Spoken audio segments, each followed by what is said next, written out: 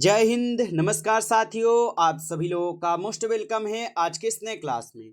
साथियों, आज के इस क्लास में हम सभी लोग पढ़ने वाले हैं एसएससी एमटीएस एग्जाम 2026 के लिए मोस्ट इम्पोर्टेंट प्रीवियस ईयर के क्वेश्चन को, जो कि साथियों आपके एसएससी एमटीएस एग्जाम 2026 के लिए काफ़ी इम्पोर्टेंट है।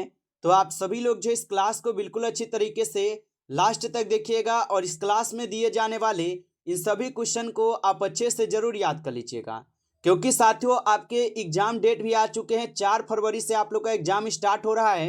उनके लिए साथियों ये काफ़ी इंपॉर्टेंट और सिलेक्टेड क्वेश्चन है। तो आप अच्छे से क्लास को देखिएगा और इन सभी क्वेश्चन को याद कर लीजिएगा। 100% आपके पेपर में साथियों क्वेश्चन यहाँ से देखने को मिलेंगे।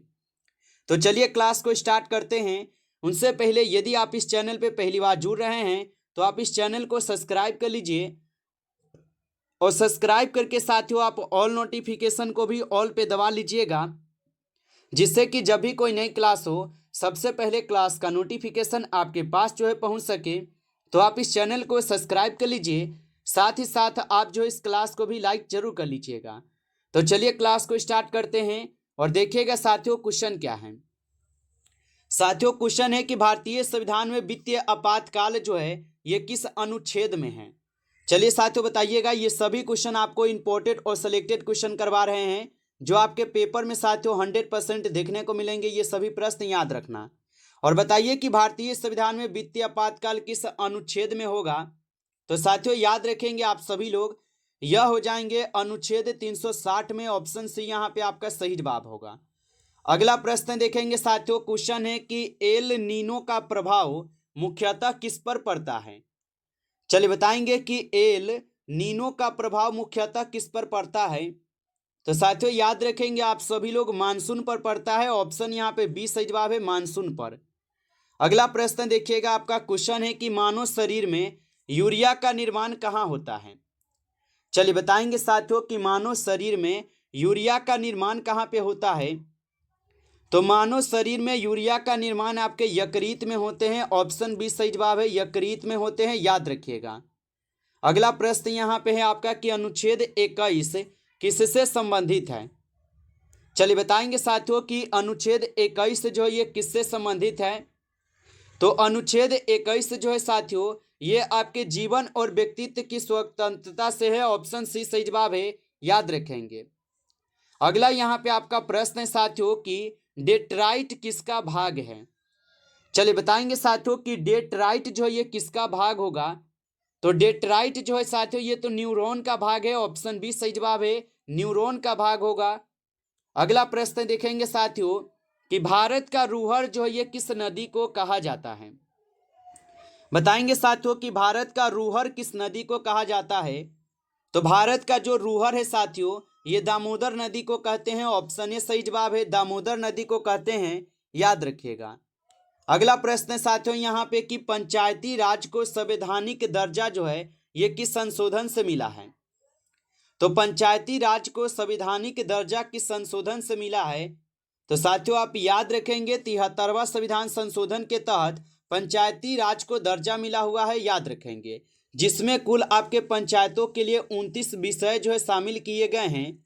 और वहीं अगर 74वां देखा जाए तो ये आपके नगर पालिका के लिए हैं और इसमें कुल 18 विषय शामिल किए गए हैं। अगला प्रश्न देखिए। क्वेश्चन है आपका कि रक्त का थक्का जमने में कौन सा तत्व सहायक है। साथियों ये सभी क्वेश्चन काफी इंपॉर्टेंट और बीबीआई सेलेक्टेड क्वेश्चन है, जो आपके पेपर में साथियों 100% पूछे जाएं। तो अच्छे से आप इन प्रश्न को याद कर लीजिएगा और बताइए कि रक्त का थक्का जमाने में कौन सा यहाँ पे तत्व सहायक है। तो याद रखेंगे साथियों यहाँ पे हो जाएंगे कैल्शियम। ऑप्शन सी से जवाब है, कैल्शियम होगा। अगला प्रश्न देखेंगे साथियों। क्वेश्चन है आपका कि मानव की कान की सबसे छोटी हड्डी कौन सी है। चलिए बताइएगा साथियों कि मानव की कान की सबसे छोटी हड्डी कौन सी है। तो मानव की कान की सबसे छोटी हड्डी हो जाएंगे यहाँ पे स्टेपीज। ऑप्शन सी से जवाब है, स्टेपीज होगा। अगला प्रश्न देखिएगा साथियों, राष्ट्रीय मानव अधिकार आयोग की जो स्थापना है ये कब हुआ था। तो राष्ट्रीय मानव अधिकार आयोग की स्थापना कब होती है। तो राष्ट्रीय मानव अधिकार आयोग की जो स्थापना है साथियों 1993 में होता है। ऑप्शन डी सही जवाब है, 1993 में।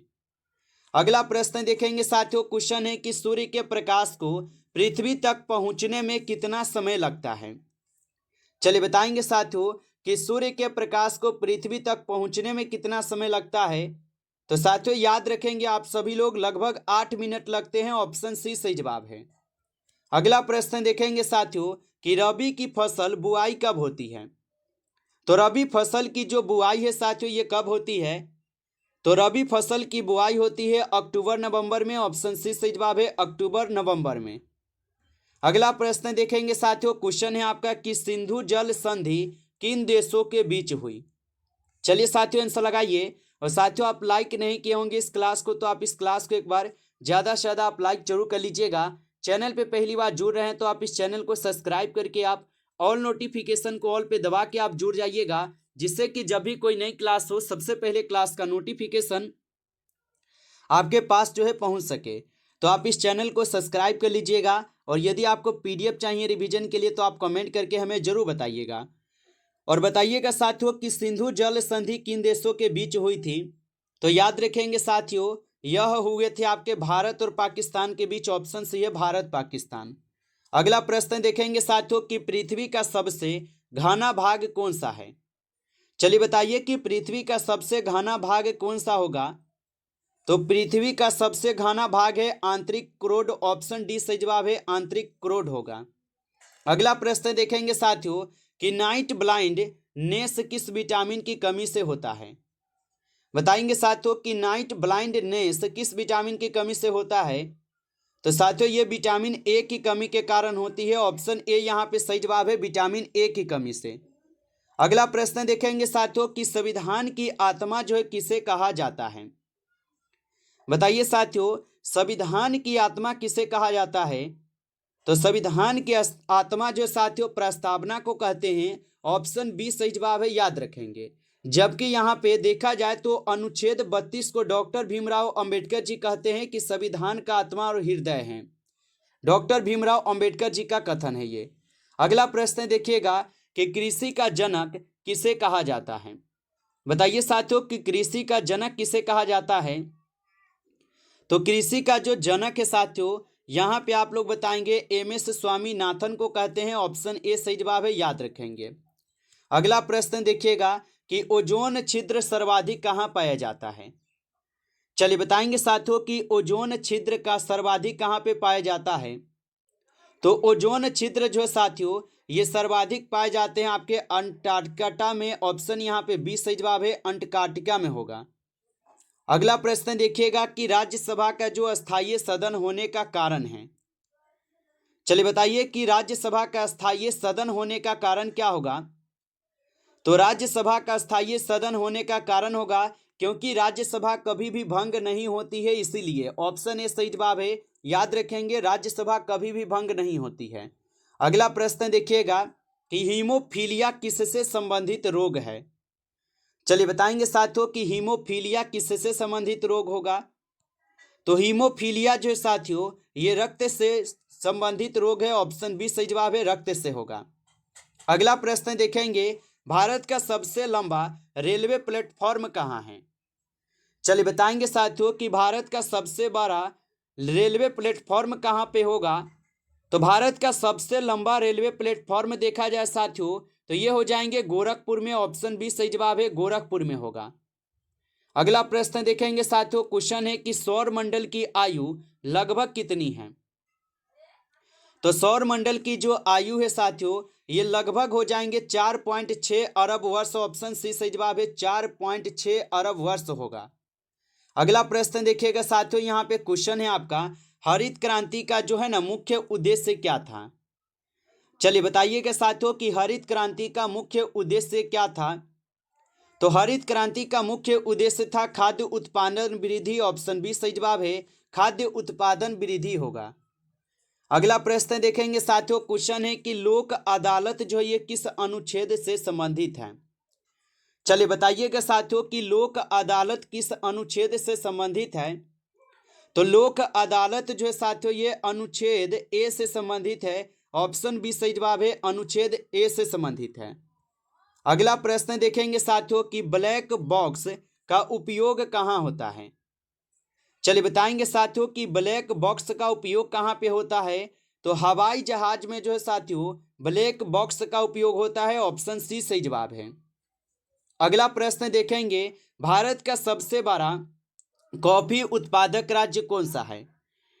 चलिए बताएंगे साथियों कि भारत का सबसे बड़ा कॉफी उत्पादक राज्य कौन सा होगा।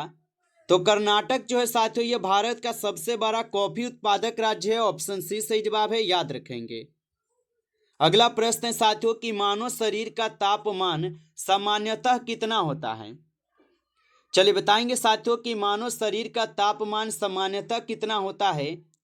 तो याद रखिएगा साथियों, मानव शरीर का जो सामान्यतः तापमान होता है 37 डिग्री सेल्सियस होता है। ऑप्शन सी सही जवाब है। अगला प्रश्न देखेंगे कि शून्य बजट प्राकृतिक खेती किस राज्य से शुरू हुई थी। बताएंगे साथियों कि शून्य बजट प्राकृतिक खेती किस राज्य से शुरू हुई थी। तो साथियों ये आपके आंध्र प्रदेश से शुरू हुआ था। ऑप्शन सी है आंध्र प्रदेश। अगला प्रश्न देखेंगे कि डीएनए कहाँ पाया जाता है। चलिए बताइएगा साथियों कि डीएनए जो है ये कहाँ पर पाया जाता है। तो डीएनए जो है साथियों ये पाई जाती है न्यूक्लियस में। ऑप्शन सी सही जवाब है, न्यूक्लियस में पाई जाती है। अगला प्रश्न आता है साथियों कि भारत का राष्ट्रीय जलचर कौन सा है। चलिए बताइए साथियों कि भारत का राष्ट्रीय जलचर कौन सा होगा। तो भारत का जो राष्ट्रीय जलचर है साथियों यहाँ पर कौन हो जाएंगे। तो याद रखिएगा साथियों यहाँ पे डॉल्फिन हो जाएगा। ऑप्शन बी सही जवाब है, डॉल्फिन होगा। अगला प्रश्न देखेंगे साथियों कि भूदान आंदोलन जो है ये किसने शुरू किया था। तो भूदान आंदोलन जो है साथियों ये विनोबा भावे के द्वारा जो शुरू की जाती है। ऑप्शन बी सही जवाब है, विनोबा भावे होगा। अगला प्रश्न आता है कि ग्लोब वार्मिंग का मुख्य कारण है। चलिए बताएंगे साथियों कि ग्लोब वार्मिंग का मुख्य कारण क्या होगा। तो ग्लोब वार्मिंग का जो मुख्य कारण है साथियों ये ग्रीन हाउस गैस हो जाएंगे। ऑप्शन सी सही जवाब है, ग्रीन हाउस गैस होगा। अगला प्रश्न देखेंगे कि संविधान का संरक्षक जो है साथियों किसे कहा जाता है। चलिए बताएंगे साथियों कि संविधान का संरक्षक किसे कहा जाता है। तो संविधान का संरक्षक साथियों यहाँ पे कहा जाता है सर्वोच्च न्यायालय को। ऑप्शन यहाँ पे डी सही जवाब है, सर्वोच्च न्यायालय को। अगला प्रश्न है साथियों यहाँ पे आपका कि भारत का सबसे पुराना पर्वत कौन सा है। चलिए बताइएगा साथियों कि भारत का सबसे पुराना पर्वत कौन सा है। तो आरावली की जो पर्वत है ये भारत का सबसे पुराना पर्वत है। ऑप्शन बी सही जवाब होगा, आरावली। अगला प्रश्न देखेंगे साथियों कि निम्नतम समर्थन मूल्य की सिफारिश कौन करता है। तो निम्नतम समर्थन मूल्य की जो सिफारिश है साथियों ये कौन करते हैं। तो CACP करते हैं। ऑप्शन सी सही जवाब है, याद रखिएगा। नमस्कार साथियों, इस क्लास में टॉप 35 क्वेश्चन थे जो कि काफ़ी इंपॉर्टेंट और सिलेक्टेड क्वेश्चन थे। ये सभी क्वेश्चन आपके SSC MTS के एग्जाम के लिए। साथियों यदि आपको क्लास अच्छा लगा हो तो आप इस क्लास को ज़्यादा से ज़्यादा लाइक कर लीजिएगा। चैनल पे पहली बार जुड़ रहे हैं तो साथियों आप इस चैनल को सब्सक्राइब करके आप ऑल नोटिफिकेशन को भी ऑल पे दबा लीजिएगा, जिससे कि जब भी कोई नई क्लास हो सबसे पहले क्लास का नोटिफिकेशन आपके पास जो है पहुंच सके। तो आप इस चैनल को भी सब्सक्राइब जरूर कर लीजिएगा। चलिए फिर मिलते हैं आपसे एक नेक्स्ट टॉपिक के साथ नेक्स्ट क्लास में। तब तक के लिए जय हिंद, जय भारत।